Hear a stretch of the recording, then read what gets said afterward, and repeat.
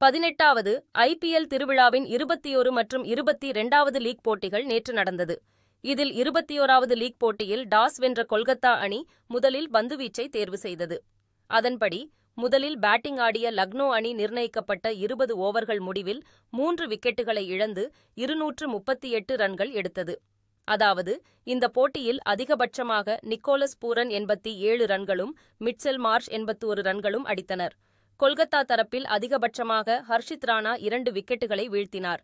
தொடர்ந்து 239 ரன்கள் எடுத்தால் வெற்றி என்ற இமாலய இலக்கை நோக்கி களம் இறங்கிய கொல்கத்தா அணி இருப்பது ஓவர் முடிவில் 7 விக்கெட்டுகளை இழந்து 234 ரன்கள் எடுத்தது. இதன் மூலமாக வெறும் 4 ரன்கள் வித்தியாசத்தில் கொல்கத்தா அணியை வீழ்த்தி லக்னோ அணி அபார வெற்றி பெற்றது. இதில் லக்னோ தரப்பில் அதிகபட்சமாக ஷார்துல் தாக்கூர் மற்றும் ஆகாஷ் தீப் தலா 2 விக்கெட்டுகளை வீழ்த்தினர். இந்த போட்டியில் லக்னோ அணிக்காக 87 ரன்கள் குவித்த Nicholas Pooran player of the match பட்டத்தை பெற்றார். அடுத்ததா 22வது லீக் போட்டியான Punjab kings versus super kings. இந்த போட்டியில டாஸ் வென்ற பஞ்சாப் அணி முதலில் பேட்டிங் தேர்வு செய்தது. அதன்படி முதலில் பேட்டிங் செய்த பஞ்சாப் அணியின் தொடக்க ஆட்டக்காரர்களாக பிரியன்ஷ் ஆர்யா, பிரப்சிம்ரன் சிங் களமிறங்கினர். இதில் பிரியன்ஷ் ஆர்யா ஆட்டத்தின் முதல் பந்திலேயே சிக்ஸர் அடித்து அதிரடியாக தொடங்கினார். இதன் மூலமா IPL வரலாற்றில் ஒரு ஆட்டத்தின் முதல் பந்திலேயே சிக்ஸர் அடித்த 4வது வீரர் என்ற வரலாற்று சாதனையையும் பிரியன்ஷ் ஆர்யா படைத்துள்ளார்.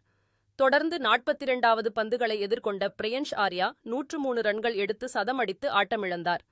இறுதியில் நிர்ணயிக்கப்பட்ட 20 ஓவர்கள் முடிவில் பஞ்சாப் அணி 6 விக்கெட்டுகளை இழந்து 219 ரன்கள் எடுத்தது.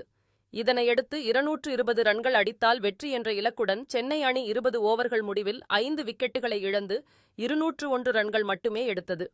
இதன் மூலம் சென்னை அணிக்கு எதிரான போட்டியில் 18 ரன்கள் வித்தியாசத்தில் பஞ்சாப் அணி வெற்றி பெற்று தங்களது 3வது வெற்றியை பதிவு செய்தது.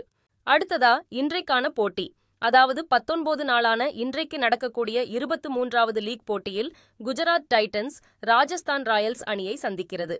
இந்த போட்டி அகமதாபாத்தில் உள்ள நரேந்திர மோடி மைதானத்தில் இன்றைக்கு இரவு 7:30 மணிக்கு நடக்கிறது.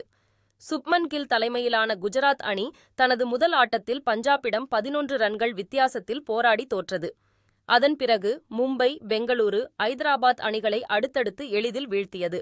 அதேபோல் சஞ்சு சாம்சன் தலைமையிலான ராஜஸ்தான் அணி முதல் 2 ஆட்டங்களில் ஐதராபாத் கொல்கத்தாவிடம் தோற்றது. அடுத்து தொடர்ச்சியாக சென்னை பஞ்சாபை வீழ்த்தியது. இதை வைத்து பார்க்கும் பொழுது 2 அணிகளுமே ஏறக்குறைய சரிசம பலத்தோடுதான் போட்டியிடுவர்.